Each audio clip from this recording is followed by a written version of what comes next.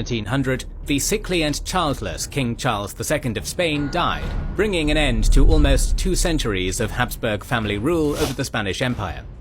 The question of Charles's succession was a hotly debated topic in the royal courts of Europe, and ultimately boiled down to a contest between 2 of Europe's most powerful royal houses, the Habsburgs of Austria and the Bourbons of France.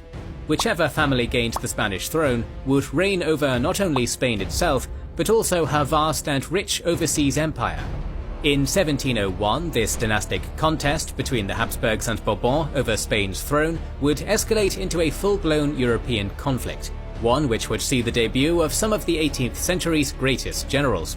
Welcome to the first video in our new series on the War of the Spanish Succession.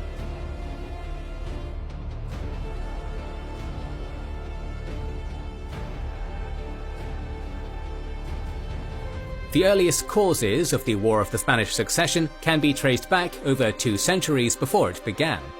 Throughout the late Middle Ages, Catholic Spain was primarily divided between 2 large composite kingdoms, the Crown of Castile, ruling over most of western and central Spain, and the Crown of Aragon, which controlled most of southeastern Spain in the regions of Catalonia and Barcelona, and since the early 14th century also held the crowns of the kingdoms of Naples and Sicily.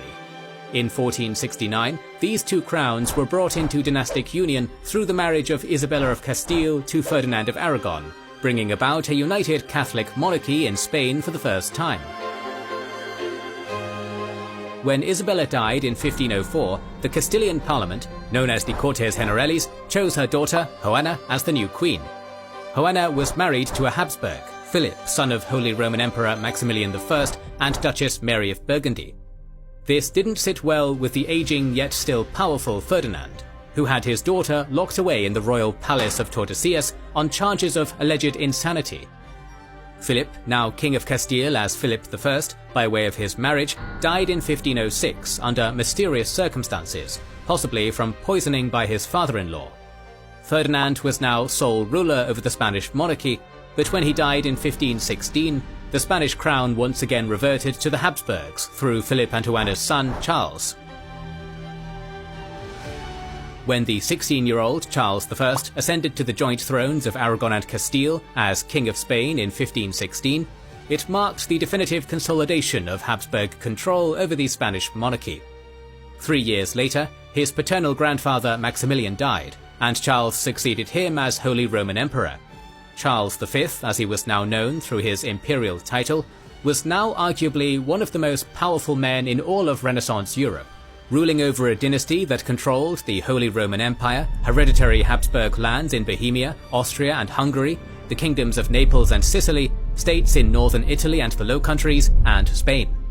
After ruling this vast empire for over 43 years, Charles abdicated his imperial throne and offices in 1559. Dividing his dynastic holdings between his younger brother Ferdinand, who became the next Holy Roman Emperor, and Charles's son Philip, who succeeded him as King of Spain. From this point on, Habsburg Spain would operate as a politically separate entity from the Holy Roman Empire and the Habsburg monarchy in Austria, while remaining dynastically linked to both. From the late 16th century through the mid-17th century, the powerful Spanish Empire experienced a steady decline. Her exploitation of the Americas, mining for vast amounts of gold, silver, and other valuable resources, would eventually lead to a hyperinflation of the Spanish economy. Although the Spanish army was the premier land army in Europe during this period, Spain's frequent involvement in European wars served as a continuous drain on her already devalued treasury. Costly military campaigns and endeavours, such as the Spanish Armada's failed attempts to invade England in 1588, the ongoing Dutch revolt in the Netherlands, and the Portuguese War of Restoration of 1640 to 1668, gradually depleted Spain's available reserves of money, manpower and resources. The final nail in the coffin of the Spanish Empire's decline would be the 30 Years' War from 1618 to 1648, a conflict which would continue between Spain and France until 1659, and would see the French army overtake Spain as the dominant land power in continental Europe. In 1668, Portugal broke her dynastic ties with Spain at the conclusion of the Restoration War, ending the Iberian Union between the Spanish and Portuguese monarchies, which had been in effect since 1580. Habsburg Spain's depressed economy, declining domestic population, and loss of territories and military prestige were all great blows to this once mighty empire. Abroad, however, Spain still maintained a powerful influence on global trade and markets, maintaining her vast overseas colonies and possessions in Italy, the Spanish Netherlands, the Americas, and the Philippines. Moreover, her annual treasure fleet convoys from the Americas to Cadiz still brought in vast sums of money to the Spanish crown, giving it a steady yearly income, despite the depressed economy. Although her glory days were certainly behind her, Habsburg Spain would continue to play a key role in European diplomatic affairs and wars during the latter half of the 17th century.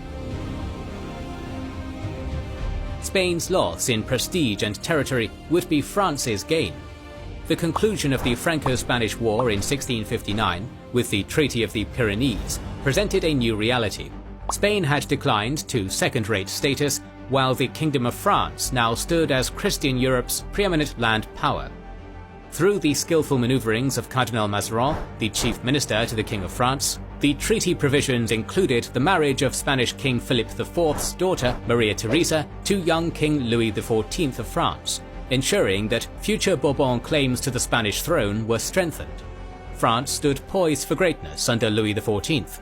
On March 11, 1661, Cardinal Mazarin died, and later that year, Louis, now aged 22, declared that he had reached the age of majority and assumed direct control of the French state for himself. It would be under the personal rule of Louis XIV, known to history as the Sun King, that the Kingdom of France would reach its power zenith on the continent. During his reign, King Louis XIV would come to embody the very principle of an absolute monarch, holding complete and unquestionable authority over the French kingdom and his subjects. He achieved this by curtailing many of the traditional privileges of the French noble families and estates, while strengthening the powers of the crown and the royal government. He relocated his royal court to the Palace of Versailles, a traditional hunting retreat of his father's, which Louis further expanded into a massive regal estate, which reflected his regal ambitions and status as an absolute monarch. By moving the noble families to Versailles, Louis was able to maintain a close eye on the French aristocracy, ensuring their loyalty by pitting them against one another just for the chance to be bestowed with a royal title or favour by the king.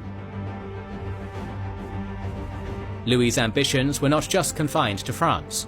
Hoping to break the Habsburg hegemony over Europe, he sought to expand the kingdom's borders and assert Bourbon influence over the courts of Europe. War was Louis's politics by other means, and he saw it as an opportunity to bring glory to France through victories on the battlefield. The French army, now feared throughout Europe for its military prowess and prestige, fought numerous campaigns to fulfill the Sun King's ambitions, operating in Flanders during the War of Devolution, invading the Netherlands in the Franco-Dutch War, besieging fortress towns on the Franco-German frontier during the War of the Reunions, and fighting numerous battles and campaigns throughout Western Europe during the 9 Years' War.